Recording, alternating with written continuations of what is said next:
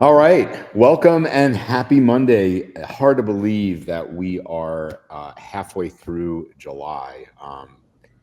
It's this year is flying. Gar, you're 2 quarters through with the peer group members, heading into the third quarter. Anything you're really having MSPs double down on and focus on this time of year?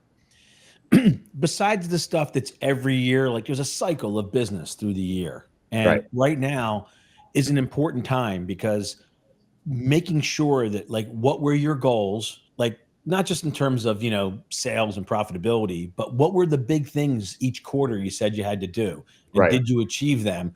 Pull out your annual plan and recalibrate for the next 2 quarters. If you wait another month or two to do that, you run out of time at the end of the year. So now is really important time. I'd say you should have a day of planning.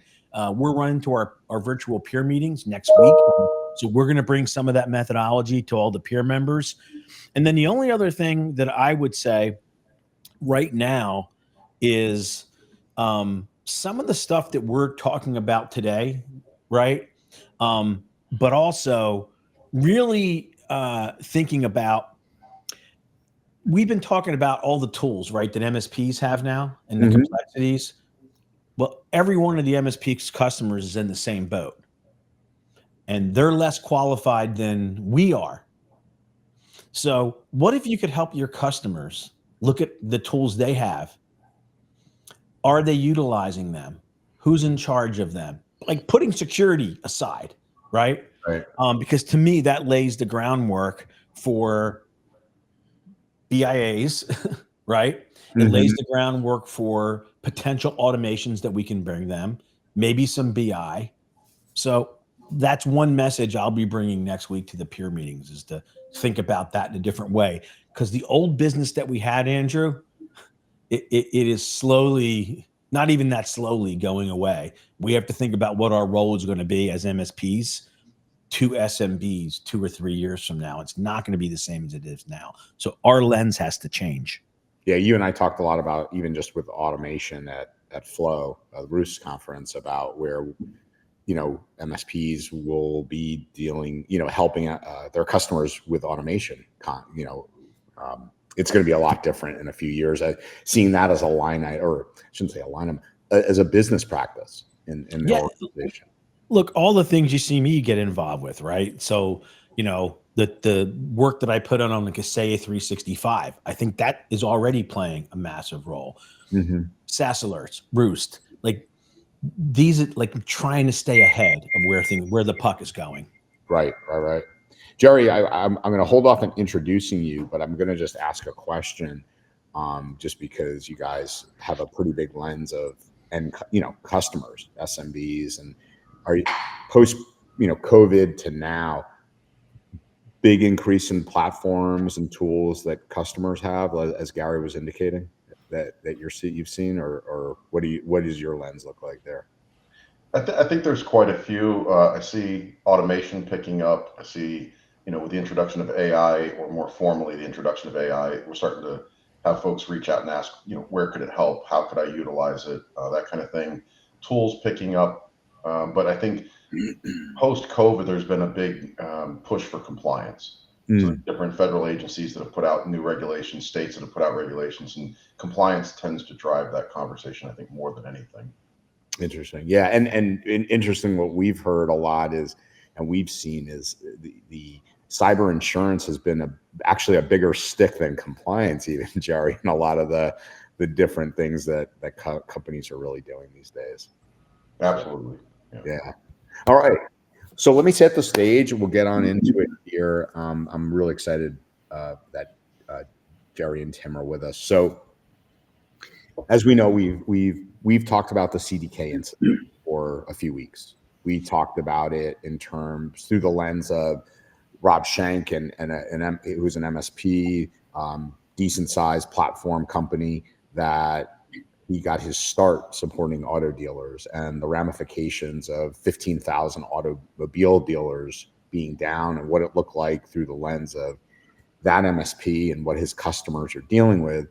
And then we kind of looked at it. The following week was I always harken back to Gary's comment when an MSP, as I said, talked about, imagine if a SolarWinds type incident hit us, and Gary said, the guy said, if that happened, it's not if, it's when. So I kind of used that moniker and said, hey, well, what if a big cloud PSA vendor was offline and 15, 20,000 MSPs had to operate manually for a week or 2 weeks? What would that look like? And are we ready for something like that? And as we closed out last week, Gary's like, it's probably a really good time for us to look at something, that's, we've talked about, but I think we really want to dig into on the cyber call, which is a business impact analysis. And so, Yep. I thought bringing in two folks that really have a very good understanding of what BIAs are, and through two different lenses, right? Tim has been an MSP, he's worked as a CISO. Jerry has worked in multiple high-level roles and holds one right now. So I thought they would be two fantastic guests. One now is Tim looking at it from the vendor side through the lens of many MSPs, and Dr. Jerry Craig, the CISO at Entiva. So with that, let me get right on into it here. Doctor, thanks for joining us, and it's great to have you. And if you could give a quick intro, Tim right after him, and I'll Gary. Sure. Thanks for having me. Good to meet some of the folks on here for the first time, and the others I know pretty well. But as you said, I'm the CISO for Entiva. Been here about 3 years. Prior to that, I was never in the MSP space. This is my first time, so I'm a newbie to MSPs. My entire background is active duty and federal contracting for the Marine Corps and then federal healthcare. So I've got about just over 20 years in the federal space with very large enterprise establishments, and then came to Entiva 3 years ago to support the SMB market. Yeah, and thanks for your service, Jerry. I appreciate it. Tim, also a veteran. Thanks for your service, Tim, and Thank you. Overview of you. Yeah, and Jerry, obviously, thank you for your service. It's good reconnecting with you, Jerry, and Andrew, Gary, and Phyllis. Thanks so much for having me. Yeah, former MSP, longtime GRC, FedRAMP kind of thing for the last 20 plus years. And now I went to the dark side to, I really, when I started to get more heavily involved in the MSP space and, kind of helping and coaching and teaching around that, just really saw the writing on the wall. And Phyllis, congrats with 8.1 and the govern function. Yay. Just really seeing the writing on the wall to be able to help the MSPs understand what is actually here now as far as compliance is concerned. And Andrew, you made the point earlier, cyber insurance is really driving this. But at some point from the federal level, and I'm sure, Jerry, you're going to see this as well, that's going to trickle down. It might take a while, but it's good to see NIST and CIS and other organizations starting to understand that we really need to be able to involve our customers and our MSP customers in that risk conversation. So really excited about business impact analysis. It's something we've been talking about for a long time. And I think it's a key, important, and often overlooked step here in the MSP space. Great. All right, Senator, if you could take it on away, appreciate it. I appreciate you both being here. Andrew, I've been kind of mentioning we need to do this for a few weeks now, and still enough MSPs that I work with. I think when you start doing business impact assessments, it means you've achieved a level of kind of you're mature enough that you can do something this proactive and business related. So I think it's aspirational to get there, with all your customers. So Jerry, let's start high level and we'll kind of work down. Just talk about terminology, maybe a little bit around the people and process around impact assessments, and maybe what it means to you and the kind of customers you think this applies most to. Sure. So to me, it kind of means it's a precursor or prerequisite for any type of business continuity or disaster recovery plan, or it should be. I've found in my experience, it's often the afterthought and the thing that folks are doing later, and they've already created the BCDR, which is kind of cart before the horse, right? You're already planning how you're going to take care of your disaster, but you don't even know what your critical assets are. So to me, it's a prerequisite.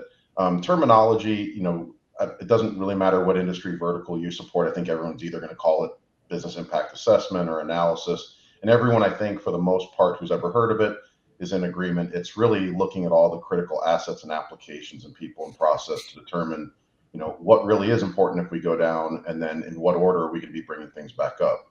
I'm sure later, if we dive deeper, we'll talk about things like recovery time objective and point objectives and things like that. But at a high level, most of the organizations, especially in the SMB space, I think probably go into this thinking that they're not as big or as mature, and maybe they don't need these things. And then, like you brought up, a ransomware attack, something like that occurs, and then everyone's scrambling for, well, what should I bring up first? Where should my resources go? And if this BIA had been completed, you would have given your teams a blueprint to just hit the ground running and start making critical decisions. And ultimately, at the end of the day, this is an exercise in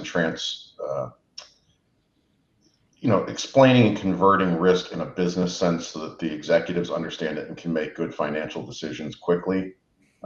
So it's kind of my lens on how I see it. I don't know that it differs too much from industry to industry. Yeah, that's a perfect way of pointing us in the right direction. And I know when we talk about this, Andrew, with Chris Lohr, he always says the number one thing he sees when they're in, when they're in Right a Boom is more times than not, this doesn't exist. And they're spending time figuring it out. And very often it's too late to be effective, right?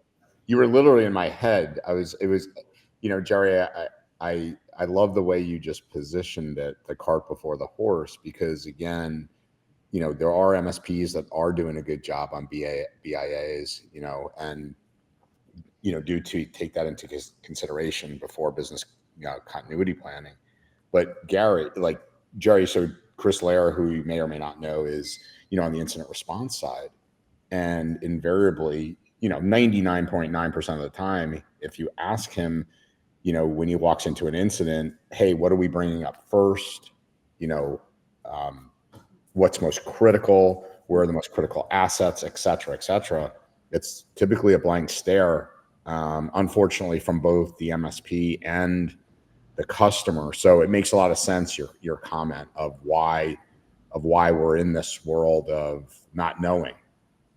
Yeah, I think Tim can probably also back me up or elaborate on this. I think for most people, it's either you don't know what those critical assets are because you've never done this exercise, or everything is a critical asset to you, and everything's a critical asset. It's the same thing, right? You can't bring everything up at once. Every department can't be first. No. So either everyone's panicking because they want to be first, or no one understands who should be first or what's going on. So. And I think the key aspect of that is, as technologists, we love the ones and zeros and the bytes and bits, but, I've seen so many MSPs struggle to understand how to relate the conversation to the business owner, right? We want to talk about RTO, RPO. We want to talk about, critical systems that we think. But the reality is we might think backups are super important, but the business owner has no idea what the word backup even means. I'm using the term loosely, but doesn't even know what these things, these highly technical things are that we're talking to them about. So I hate to say, dumb it down a little bit, right? And talk to them in terms that they can understand, and that's going to be different for every single vertical and almost every single customer as well. Okay. Yeah. And I don't even think it's dumbing down, Gary, as I turn it back to you. Gary often does these role plays, which are phenomenal. Gary, it's about talking to them in a language they understand, right? That's really it.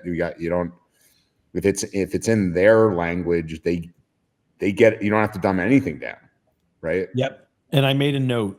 I will relate this back. We're going to talk about how we do this for our customers today, but in the end, I'm going to relate it back to the sales process, new logo sales, and then how I would use what we're going to learn today in the process so effectively. We lost your. Oh, my finger hit the M key by accident and muted me on the keyboard. So Jerry, let's go down one level down now in terms of thinking about this as a practice area. So I'm an MSP and I have 20 or 50, or in your case, probably 1,000 customers. And you want to be able to do this consistently, like deliver every customer appropriately, right? Based on their complexity. So when you think about the types of roles and resources that you need in order to make this part of the other 50 things we have to do for every customer, how do you view that? Because you're doing it, you have to do it at scale. Yeah, I think starting is obviously the most important part, right? Out of the gate, you're likely not going to go out and try to sell to 1,000 customers. You've got to, build something that works and something that scales, and test the water and make sure that you've got buy-in and that people are willing to invest money behind this portion of the practice that you're launching. So I think everybody could start small with, a very small team. As much as this is IT and kind of cyber related, I actually think project management is one of the most important aspects of this. When we talk about sales and trying to determine whether this is going to be a T&M effort or a fixed fee effort, either way, you have to deliver something that's affordable to the client, that's still profitable for you, you can get done in a reasonable amount of time. And I think focusing only on IT and cyber assets and personnel misses the mark. You certainly need subject matter experts, but I think you need someone that can coordinate and plan, keep things on track. Once you get to that point, you may start with 1 or 2 people. I think it's highly dependent, though, in the SMB space on what your customer base looks like for you, the MSP. Because if you're in one industry vertical like DoD or healthcare, you might get by with a smaller number of people because you only need to go out and hire those resources that understand that vertical. But if you've got 1,000 clients across 20 verticals, their needs, their regulations, their IT, their OT, their personnel, everything's going to be different. And trying to find that one person that's going to understand all those spaces and have experience at the level that you can then go out and charge your customer for that service will be difficult. So to me, it's very much about the processes with project management and finding the right resources. And I would almost say that if you're a larger MSP, you start small, pick one of your industry verticals, maybe the most lucrative or the largest. Start there, build it out, prove your model, and then from there see, does it make sense to expand across? And most likely it does, but then you can start to get some economies of scale. As MSPs, the majority of MSPs are more horizontal than they are vertically. And in the past, it's because to us, it all looked the same, but more and more, Andrew, not just from a sales and marketing standpoint, but we're seeing more and more that having some vertical expertise where these kind of things start to look a little bit more the same, where we can bring more value. And it seems like each week we find another reason why having some verticals, around, because it leads to compliance and other things. And so you see more MSPs, starting to verticalize in that way. So Jerry, that's a really good point, man. So Tim, let's start talking about, like, from the MSP perspective, some of the, success criteria and what really it takes to get this going with a client in the real world, like for the average, MSP. And, how do they go, like, to market? They're going to charge something for it. Can they base it based on some pull through revenue? How do you look at this? Because this is something you implemented at your MSP. Yeah, so some of the things that we started to kind of really hone in on, and I love what Jerry said about finding that niche, right? So for years, all we did was federal government work. So we then, pivoted the MSP into doing the same kind of work, but with commercial customers. So we had a niche, right? We had, that kind of specific vertical. And then we had the subject matter experts, which really gave us an opportunity to, well, first do the work on ourselves to understand the process ourselves and use ourselves as our guinea pig. And then, approach one of our customers or a couple of our commercial clients that we had that really good relationship with. We could go to them and kind of, I hate to use the word, be a little vulnerable, but go to them and say, listen, we've done this really well over here. We want to figure out how to operationalize this in this particular industry. We have this relationship. So the trust factor was already there with 1 or 2 of those customers, which meant we could stumble a little bit along the way while we figured out the process. Right. And that was really, really helpful. So, and, we were right up front with them and vulnerable, like, hey, we're doing this in this particular vertical that, we know enough about, but not everything like you do. And just that little bit of vulnerability with 2 or 3 customers in a particular vertical, then we were able to really refine the process and then go after other verticals that we were already in. Yeah. And if you think about this, this is one of those examples, right? And there's others around security where when you want to do this, you got to think about how you're going to get it to your customers. I mean, ultimately, you want to be part of your stack, but it's pretty hard to do until you've done a number of them and you see what the, what it takes to do it. And I'm saying what the levers are, because it's probably not that much different with a 20 user environment than a 50 user environment. Well, right? So it's not like a per user. So it really, and when it comes to packaging and pricing, MSPs in general, we're not the best at it. All of them aren't the best at it. So that's a challenge here, right? The commercial aspect of it.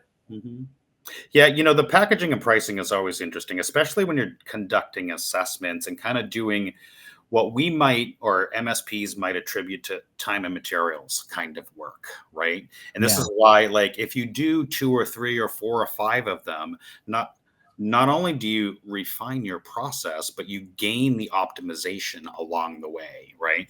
When we first started doing, in a sense, security SRAs around HIPAA, like the first one was disastrous. It took us, 20 to 30 hours to fumble our way through it.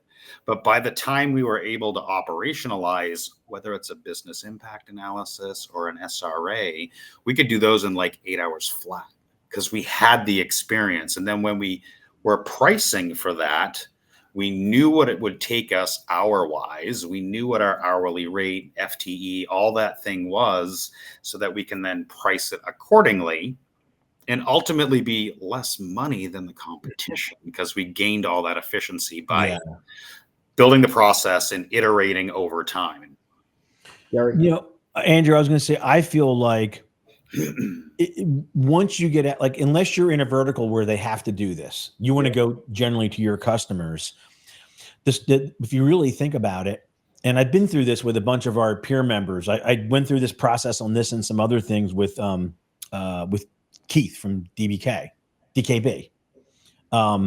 And you start off, as Tim said, trying to figure out, how much time is involved, what's the process, getting it efficient, seeing what the cost drivers are. And then if you have to go out and package it and sell it customer by customer, generally MSPs are not good at that. Right. Or if you're going to put it into your pricing calculator, it probably is a different component. In other words, you have your normal pricing calculator, and then based on maybe big bands of users and other questions, you decide how much that is for the year and make it monthly. And that's really a different way to think. It's different than pricing a tool or other process that we do for everybody. Does that make sense, Andrew? Yeah. Well, I was going to ask you, Gary, how maybe in a Reader's Digest format, because this sounds more NRR related than, that you got to somehow put across your customer on over the year. How do you look at that? Because I know, you are very methodical on roles, process, all the way to endpoints and calculating your margins and everything on something that isn't, as you said, 20 users versus 50. Your cost. How do you get a lens around that? Yeah. So again, once you find out what those drivers, let me give you an example. When we first started doing like quarterly, for most companies, quarterly restores back in my second MSP, we were kind of selling it, and we could get it to about 20% of our base selling it.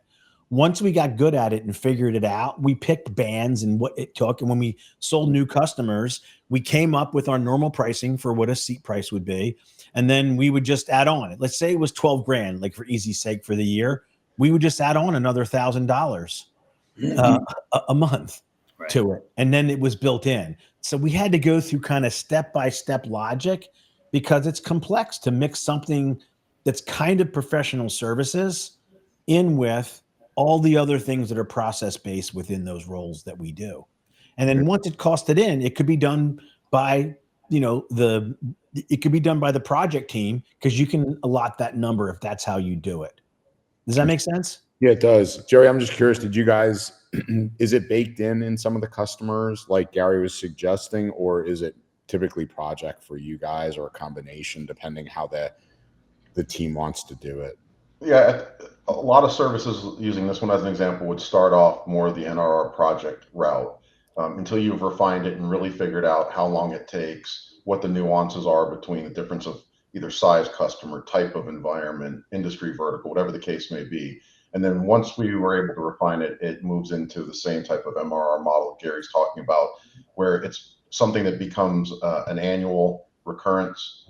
So, maybe you're looking at what infrastructure's changed in the environment in a year. You're going to update this. When you're updating your policies like BCDR, you're updating this and you're doing it again. You're doing a new risk assessment, new potential, depending on frequency, vulnerability scans, pen tests, whatever the case may be.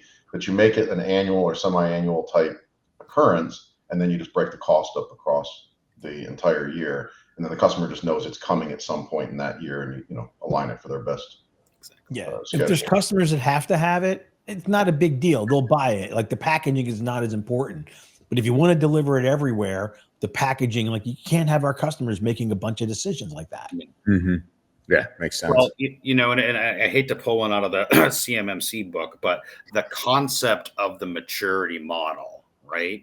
So, you start, good, better, best, right? And that maturity model of being able to mature the customer's posture over time based on, 2 or 3 or not a lot of SKUs within your MSP, right? To be able to move them and progress them to a better defensible, safer, more secure environment in the long run.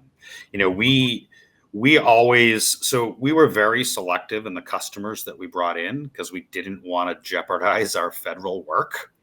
And so it was non-negotiable. You're doing a BIA, you're doing risk assessments twice a year, you're doing quarterly business reviews. Like this is what it was part of the package. And we were able to say good, better, best. We're going to move you. We want you at best, but we recognize you need a path to get there, right? And they were all willing to take that, a little bit over time to get to be the best or more secure or better defensible. So that's kind of how we packaged it, was test the market with a couple of customers that we're okay with, and then build packaging around it. Yeah, really, that's really good. Before I hand over to Phyllis, I want to make one more point. I saw Keith said something. He said, that obstacles disappear with alignment of technology over time. And that's a really good point. So, Andrew, like basically that's what I've been teaching, right, for 15 years is a role of technology alignment. We built my IT process to help people do it and really based everything around that. And so if you have that kind of a practice where alignment, regular alignment is at the center of what you do, all of these things become so much easier, not just to do and implement and to manage, but also your customers are already in your culture of that. Right. So these kind of conversations become so much easier when you do that. Mm-hmm. Does it also allow you, Gary, in sales cycles when you were selling to, in Tim's model of a maturity model, to say, this is what good looks like, for companies like other attorneys or law firms like you or construction companies or whatever it may be, this is what good looks like. Let me show you how we get companies there. Yeah. And let me tell you what our cutoff of the least good you can be and work with us is. That's key. Yeah. Right. And you kind of alluded to that. Like there's some minimum standard we have to get everybody to, and here's what's involved in getting there, not just paying us and our cost, but changes you need to make in your organization. If you're not willing to do that, you can't be our customer at any price. Right. Yeah. And I think, and Gary, you make a really solid and valid point. A lot of MSPs won't refuse to bring on a customer. They're like, ooh, new MRR, gotta have it. But that might not be the right customer for you, right? And it's scary to say, like, I turned down a lot of work because they weren't willing to align, right? And we love that align word, to where we wanted to help them get to. They just weren't willing to follow that alignment path. And so we refuse to take them on as a customer. Like, hey, there's another 500 other people in the space that could do the work. We weren't willing to bring on that own risk to ourselves. Yeah, and Jerry, if you think about it, I sit on the boards of a couple similar companies like Antiva that are scaling and doing acquisitions. You're really buying customer bases. And so, like from where you sit, having all customers meet a minimum standard and delivering similar things like this to every one of them, it's almost non-negotiable, or you can't scale. Maybe smaller MSPs haven't figured it out. They just get stuck and they don't know why. But does that make sense? It does, and I think it's a challenge. I mean, I've heard it from the day I entered the MSP space 3 years ago, especially on the sales side. It can be a challenge. I think one of the ways MSPs can introduce this service would be not adding it as yet another SKU. So it's another product that someone has to go out and sell, incorporate it into a service you already have, like in our case, the virtual CISO service, so that when someone signs up for virtual CISO hours, all they have to do is pick a bucket of hours, per month. They can increase that over time, but there's a portfolio of services that come along with it. And then you're not going back to them each and every time. Now I have a risk assessment. Now I have I want to do some type of IT assessment. Now I want to do an SIA. No, it's just, you already have our service. It's already included. We just need more hours to be able to service you better. And as they mature, as they grow, they can just increase those hours and they don't have to change anything else. And I think it's easier from a sales process because you're not actually going back and selling anything. Yeah. So Andrew, this is really good. Like when you hear people who are running businesses at scale, it's good for everybody else to hear, because the thought process, the methodology, you want to start to incorporate this kind of logic as early as you can if you want to be able to not get stuck. Yeah, absolutely. I love Jerry's point that this is, the end result you're going to is a practice area. Again, Gary, which aligns to what you talk about. There's a role for this, right? And then there's things underneath that role. All right, now I'm going to stop yapping and get over to Phyllis. Yeah. Hey, Phyllis, good to see you. Thanks for joining. Hey, great to be here. No, this has been really great conversation. So, Jerry, you talked in the beginning, a lot of times clients have no idea, what it takes to bring their business or run their business, and what are their critical processes, what are their, where's their critical data, what IT systems do they heavily rely on. So let's say, you're engaging with your customer, you want to whiteboard this for them, and you're going to, put it up for display so they can see. Can you talk with us, like what kind of questions are you asking them around like the potential financial, operational, and reputational and regulatory impacts to help them understand, hey, this is where you are at risk, and these are the kinds of things you should be thinking about? Sure. So that one's a large one. So I would say before I've even engaged the customer, because they're already a customer, during the prospecting process, you're going to find out, typically what industry verticals they're in, if it's one or more, what kind of customers they support, their size, complexity. You're going to know stuff about them, obviously, before you engage with this. So some of that I'd go into it already knowing. I'd, maybe double check on compliance requirements, federal regulations. They may not be aware that new regulations have come out in their space and they now have to adhere to things. Cyber insurance, whether they have it and want to reduce premiums and deductibles, or they're looking to get it and they're not sure if they can even qualify and what the cost would be. Like a lot of areas to start the conversation. But once you get to the whiteboarding piece, I think the part that's most often left out is it's not that the customers don't know what's important or critical to them. It depends who you ask at the customer site. So if I've got a 50-person company, finance likely has either a server, an application, data, whatever it is that's critical to them to do their job. Marketing is going to have something. IT is going to have something. Just again, depending on the size of this company, right? So each group or each department that you ask is going to have their own critical applications, people, processes, assets. And they're unlikely to know what the other critical assets for other departments are. So if you go into it with just what does one person's view look like, you're going to come out with one or two items.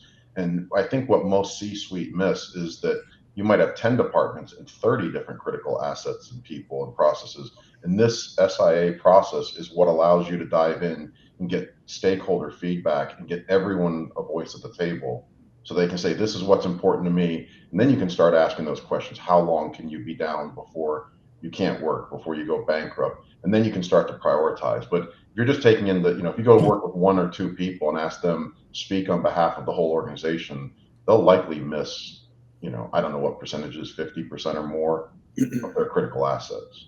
And that's even in a small business, Phyllis. Like you're dealing with someone who has, 20 to 50 employees on a small scale. There's different people doing all those same functions. They might not be departments, but I think the same logic applies in businesses of all scale. And data specifically, I didn't touch on that one. When you start as a small business, cost is obviously extremely important. You're not going to go out and buy 5 servers or 5 different storage solutions, for 5 different departments. You're going to co-locate data because it's cheap, easy, fast. As you grow, though, we get a lot of clients that come on that have to meet a certain requirement, like let's say CMMC, and we say, well, where is that data that we have to protect? It's everywhere. Because it's just how you grew, and you never got to the scale of let's go segment our data. So again, if you're going to go put a BIA in place, how do you do that if you don't know where the data is and who's accessing it? Phyllis, Tim had a great question in chat. Tim, I think it's an awesome one. I'm not sure if your question was around, specifically like where he's high, we're high level. How do you actually do a BIA? If we have some time, Jerry and Tim, can we talk about an example of a step in the process, and quote unquote, how you do it? I'm not sure we'll have time today, but maybe we do a whole, literally, if you guys would be open to coming back, we talk about that in and of itself.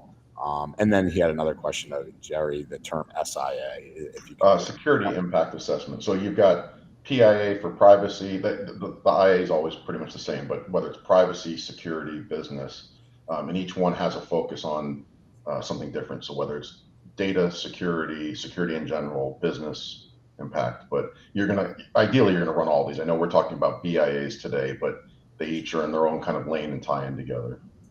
It's funny that you mentioned these acronyms, and we've been dealing, I'm sure, Jerry, you have as well, for years at the federal level, starting to see these things trickle down into the MSP and into the SMB space is refreshing but terrifying, right? Because you saw somebody like, how do we do this work? Well, that depends. And hopefully, Andrew, we'll be able to get to that at some point or on another call. I think that's the whole premise of what we're trying to talk about here, is making sure that there's enough awareness that these things exist. They have existed for a long time. They are tools to help your MSP eventually help your small businesses, right?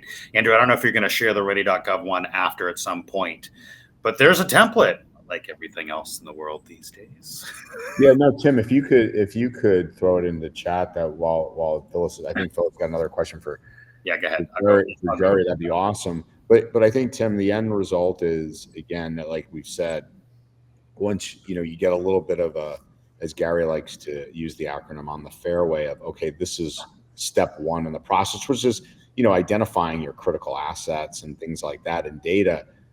You start internally, right? And like most things that we do, we want to be at least to go, wow, again, I'll come back to Gary. Wow, that took us, I'm making it up, 50 hours. We did a special project this quarter. That's what he typically recommends to his 500, 600 plus peer members now. Maybe it's more.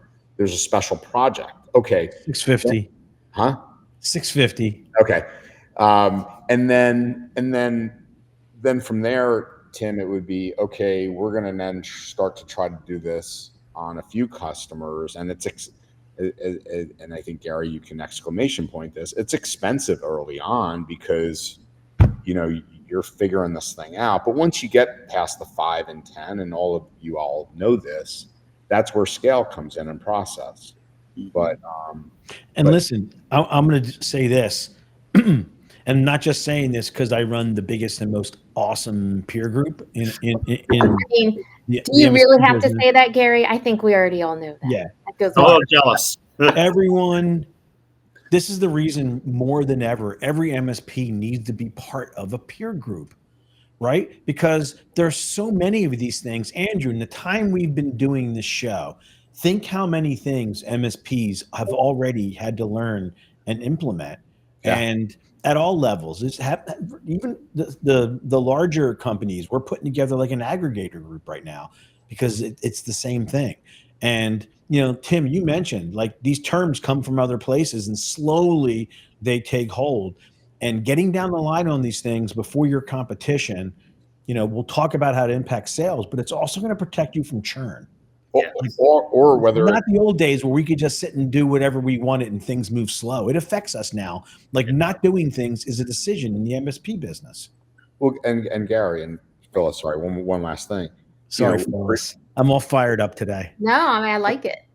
But for years, right, we you know, I think we were early on 5 years ago talking about doing tabletops as an example, Gary, and doing incident response plans. And I think, you know, we hope we helped a lot of people start to get, you know, we did special projects. We have a whole template that Mike Begard did and sanitized. My point simply was, all of a sudden, now you have some cyber insurance policies, depending on size and scale, that is now a requirement. It's not, hey, do you have, it'd be nice to have. It's, if you want this level of coverage, right, at this rate. And so I think that's what, you know, the point of maybe bringing up the BIA today. And Jerry, again, I really appreciate you talking about it being the cart before the horse, because everybody is doing business continuity planning, we hope, with their customers as an MSP. Gary's kind of saying, I don't think you're really doing it if you haven't done this first. He was trying to say it in a nice, but he's saying it in a nice way. Jerry doesn't always have to say things in a nice way. I've been with Jerry before. Going out on the internet, this is a different Jerry. Okay. Well, I mean, you make a valid point. Like, how can you determine what it is that you want to protect? Like, maybe, you know, we didn't even get into RTO and RPO and uptime objectives and all the fun things that literally, you know, are part of this process, right? Like, when I did this for one of our customers, they didn't care about email. I could walk down the hallway and unplug the Exchange server for 3 days and they didn't care because 90% of their business was on the phone. And so as long as the phone system ran, they didn't care about email.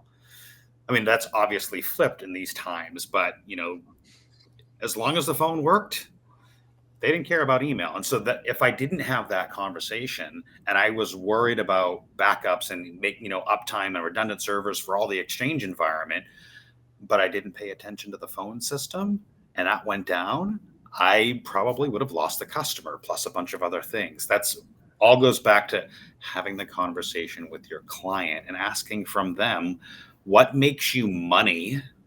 And how can we help make sure the top 3 things that make you money, we're covered, Right? we're protecting.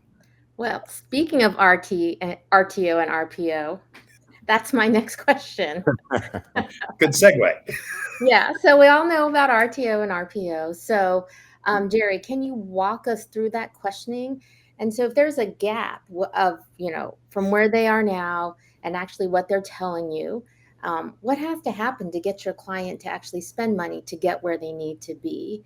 So, for example, if we see missing MFA on these critical systems that they say are must have, I mean, you know, we all know about Snowflake at this point. What is it that you can do to help those small medium business understand, like, hey, here are the BIA gaps you need to fill, and it actually is going to cost some money? So this one's a good question because it's going to tie into a comment that I was going to make before we moved on to this question, which was, I know from an MSP space, folks that might be listening who have not done this work before might be thinking to themselves, I need to get into this space because if not, someone's going to steal the work and the customer from me. And this is another revenue stream. And the sales, money, financial aspect of it is very real. I get that. I don't think that should be the motivating driver of why you're doing it.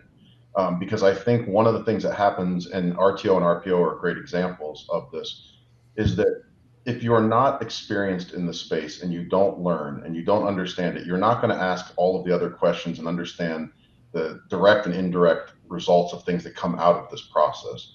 So as an example, with RTO and RPO, if you sit down with a client, and most clients are not going to know what the time value should be. They're looking to you as the expert to tell them what's reasonable, what's industry best practice. If you say, for example, okay, I think this critical system needs to be brought back up within 4 hours. And they say, that sounds great. Let's document that in our BCDR. Perfect. As the MSP, what if your SLA for even responding to their incident is 8 hours? Then by default, you can still meet your SLA, but below their RTO.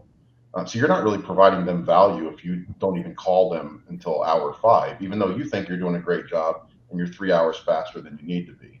So I think understanding that, again, it's not just picking a random number out of the air. There has to be tied back to, can you as the MSP service them in a way that they can meet these objectives? And maybe natively you can, maybe you can't. Maybe you have to increase cost. Maybe you have to bring on different people. You have to structure your business different. So there's always a way to meet their needs, but it doesn't mean that the way you provide it out of the box will. And on the client side, they have to understand what is the cost that comes to them. It's no different than when you sign up for any type of plan for 1 hour response, 2 hour response. You pay more because the company that services you has to be available. So as a client, you can pick the number 4 out of the air, but do you realize that there are costs that are associated with that? And the person who's doing the BIA has to be experienced enough to understand what those are, articulate it to the customer, and then let the customer go back and say, is this truly within our budget, or should that 4 hours now become 24 hours?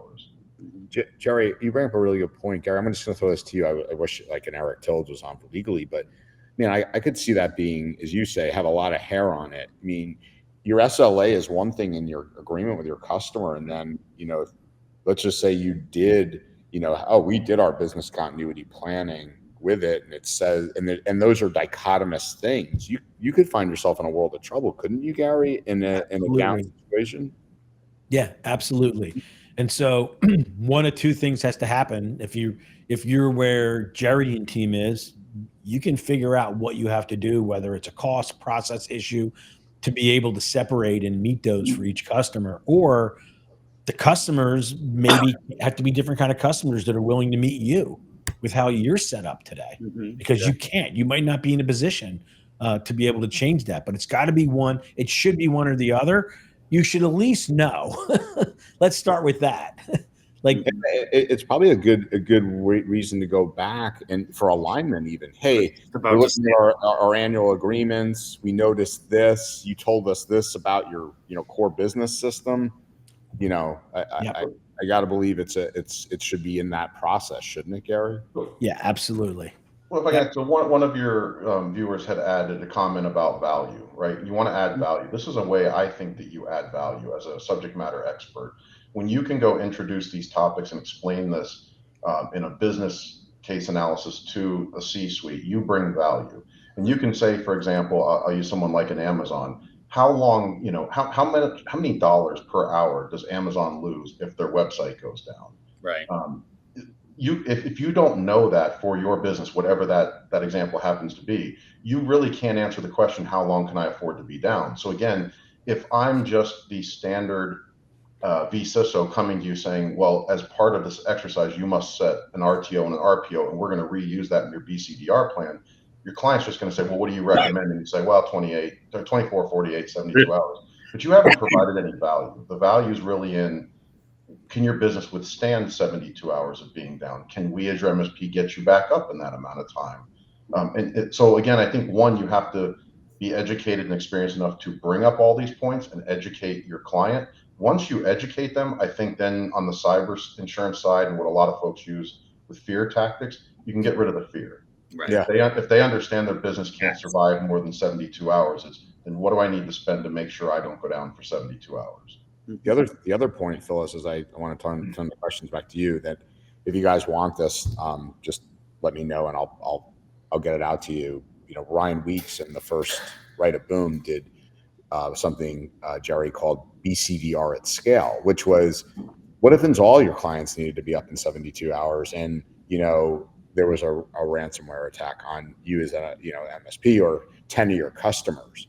So it's one thing to just look at it through the lens of one customer. Right. So that was an eye opener.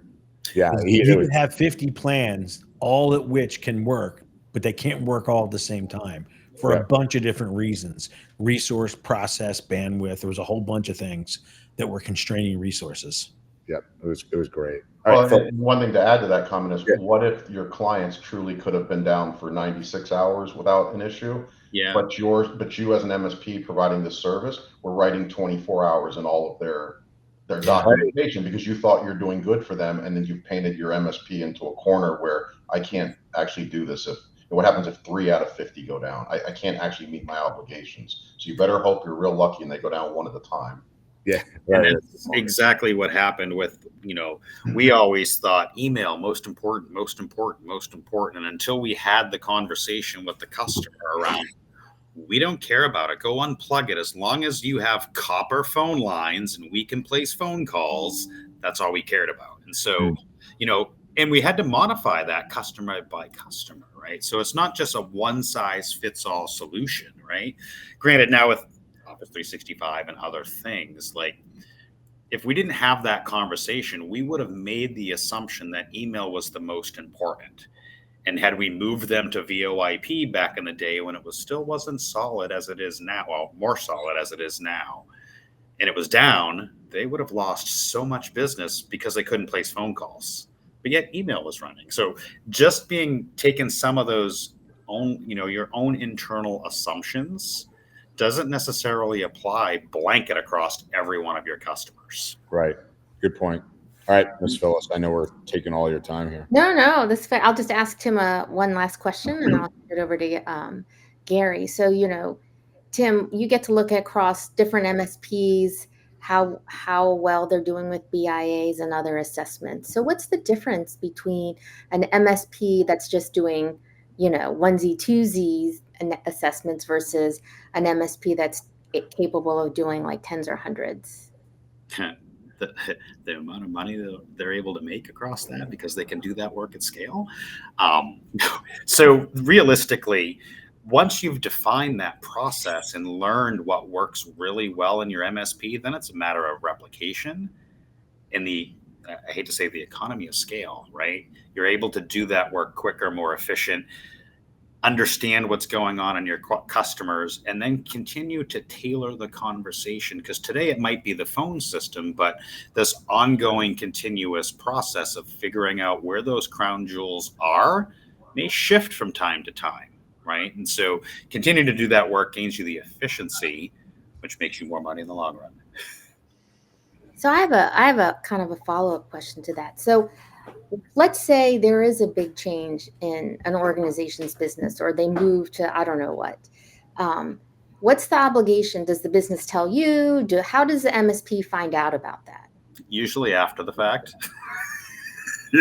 So the amount of times I was told, hey, by the way, the office is moving next week. Yeah. Right. So it's not like, hey, it's time to update your BIA plan, or time to, let's look at business continuity. Let's look at this. And then you find out, or, well, I think that's the importance of, people talk a lot about quarterly business reviews. One of the things that we did with our customers was have a 1 hour, once a month check-in at a minimum, period. Right. We just set that as part of our standard. Whomever our point of contact was at the organization, we set 1 hour once a month for that, like L10 style, little more than L10 style stand up. But yes, we did have the quarterly business reviews that were a little longer and a little more holistic in approach. But basically, we gave the customer homework. Hey, for the next 3 months, we're going to meet 1 hour once a month, and then we're going to do our quarterly review. And here's what we're going to discuss for the next quarter. Sometimes we even had customers that we did 1 hour once a week or half hour once a week. So we were always in the forefront of being that technical expertise to help them and learn about the things before the fact as opposed to after the fact. Okay. If I could add to that, I think one other item would be whether you find out after the fact because the customer made a change without your knowing, or if you're really embedded with them and you're the one making it. Maybe it's a pro serve team that's deploying a new server or a new service, whatever the case may be. Really, in your processes, there should be a triggering event and checklist that says, if this occurs, I now should go update my SLA, update my asset inventory, update my software library, update my risk assessment, my policies. But it should at least trigger someone somewhere in the process to say major change occurred in the environment. there's downstream effects. All of these things should be reviewed and looked at. And anywhere that, if you come up with a 10 item checklist of things that need to be updated, and a customer only has 6 out of the 10, there's yet another sales opportunity to say, you should have those other 4. And once you have them, we'll update them for you when this next major event occurs. Exactly. And Jerry, that led to a question I was going to ask you, which is, there's these changes, as Tim said, on the customer side, but there's changes on our side. There's regulatory changes. So so part of this is yet someone's got to be aware of that and training whoever is delivering this, if it's a person or a team of people. Like, there's got to be a training component to this, right? Mm-hmm. There does. I think you have to have one or more people who are trying to stay on the forefront of learning what are all these changes that are coming, and there's just so many of them. There's a lot of resources out there to try to follow them. Obviously, the more industry verticals you're in, the more difficult it is. I don't know that there's so much training, like take a class, take a certification. I don't know that it's that. No, internal training. Yeah, internally, I think once you've gotten what we're all looking for, which is kind of a cookie cutter process and templates and everything, and the pricing worked out, you're making minor modifications. But I think internally, more of the training is an education to the rest of the organization that practices and processes and procedures have to change to accommodate these regulatory changes.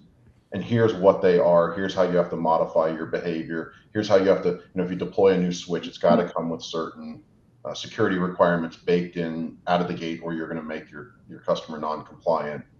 That type of updating and training and teaching and education, I think, is really important. Just, it's nothing formal. Yeah.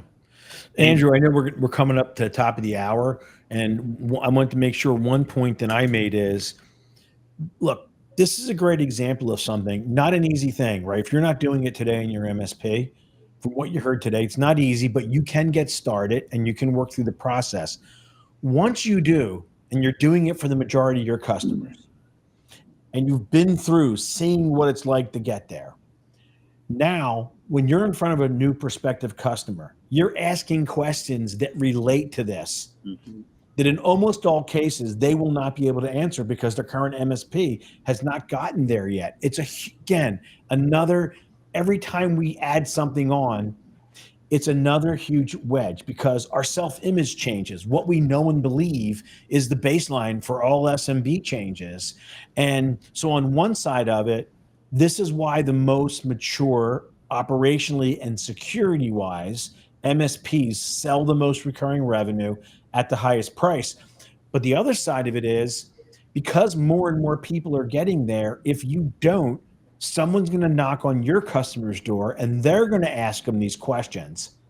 And if they come to you, you're not going to be able to say, oh, well, we'll do it for you. Because the MSP just explained. You just don't flip a switch and do it. Here's the process we got through to get here today. Yeah. It's critical. Yeah.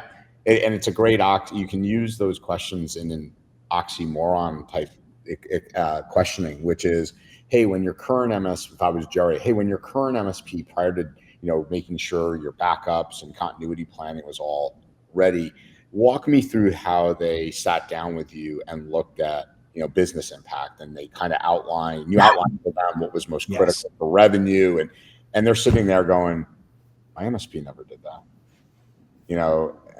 and I'm sure you've seen that, right, Jerry? When you probably went in early on as your early days at Intiva, coming from previous roles and saying, okay, so when you did this, and they're like, we didn't do that, right? Yeah, and in the federal space, whether it was DoD or healthcare, we used kind of the crawl, walk, run model.